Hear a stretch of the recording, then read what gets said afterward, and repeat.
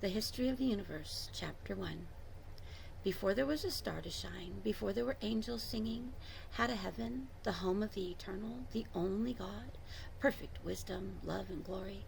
The eternal lived in eternity before achieving his beautiful dream, the creation of the universe. The countless beings that comprised the creation were all conceived with great affection. Since the inner atom to gigantic galaxies, all deserved his supreme regard. Music lover, God conceived the universe as a great orchestra under his rule, should vibrate harmonious chords of justice and peace. For every creature he has composed a love song. The Lord was very happy because his dreams were to be realized. Moving himself with majesty, began his work of creation. Your hand shaped primarily a world of light, and on it a mountain blazing over which would forever be executed the throne of the universe. The sacred mountain called Yahweh, from Zion, base of the throne, the Eternal did squirt a crystal clear river to represent life of him would flow to all creatures. As the throne room created a beautiful paradise that stretched for hundreds of miles around Mount Zion, called the Paradise. Eden, south of heaven, on both banks of the river Life, were built many mansions adorned with precious stones, which were intended for the angels, the ministers of the kingdom of light. Circling Eden and angelic mansions built the wall of Yahweh jasper lampposts, along which could be seen large portals pearls. With joy beheld the eternal capital dreamed. The city in its splendor was adorned like a bride, ready to receive her husband. Affectionately called it the great architect, Jerusalem, city of peace, God, was to bring into existence the first rational creature. It would be a glorious angel, the most honorable of all. Adorned by the brilliance of gemstones, this angel lived on Mount Zion as the representative of the King of Kings before the universe. Much loved, the Creator began to model the firstborn of the angels, all wisdom applied to form it, making it perfect, tenderly granting him life. The beautiful angel, like that awakening from a deep sleep, opened his eyes and beheld the face of his Maker with joy. The Eternal showed him to beauties of heaven, telling him of his plans, which were beginning to materialize. To be led to the place of his abode, to the throne, the Prince of the angels was grateful, and with melodious voice sang his first song of praise. From the heights of Zion unraveled itself in the eyes of beautiful angel.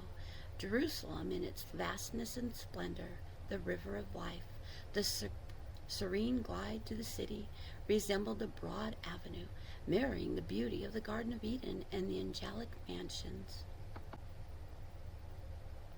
Involving the firstborn of the angels with his robe of light, the Eternal began to speak to him of the principles that were to govern the universal kingdom.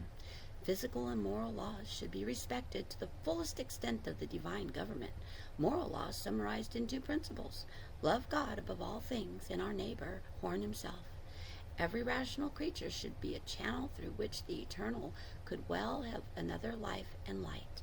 Thus, the universe would grow in harmony, happiness, and peace. In the kingdom of Yahweh, the laws would not be enforced with rigor. The subjects were free. Obedience should arise spontaneously, in a gesture of appreciation and gratitude. In this realm of freedom, disobedience would also be possible. The result of such behavior would be the depletion of vital forces. After revealing the beautiful angel laws of his government, the Eternal entrusted him with a mansion of great responsibility, to be the protector of those laws, and should honor them and reveals them to the universe about to be created. With hearts overflowing with love for Yahweh and similar fit, you would be a model of perfection, was Lucifer, the light bearer, the prince of angels, grateful for everything, prostrated himself before the loving king, promising him eternal fidelity. The Lord continued his work of creation, bringing into existence innumerable hosts of angels, the ministers of the kingdom of light. The holy city was populated by these creatures, radiant, happy, and grateful. united their voices in beautiful song of praise to the Creator. Yahweh now bring into existence the universe, who, full of life, would be around his throne, signed in his order, which thunder echoed all parties, giving rise, as if by magic, countless galaxies, filled worlds and suns, heavens of life and joy, all harmoniously turning around Mount Zion. When witnessing such a great achievement of the Supreme King, the angelic hosts fell down, echoing space illuminated by a song of triumph and salute to life. Whole universe joined this song of gratitude for the promise of eternal fidelity to the Creator. Guided by the Eternal, the angels came to know the riches of the universe. In this tour, Sidriel marveled before the vastness of the kingdom of light.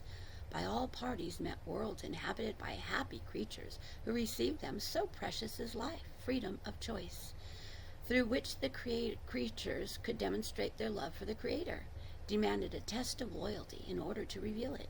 The Eternal led the host through a space illuminated by approaching an abyss of darkness that contrasted with the immense brightness of galaxies.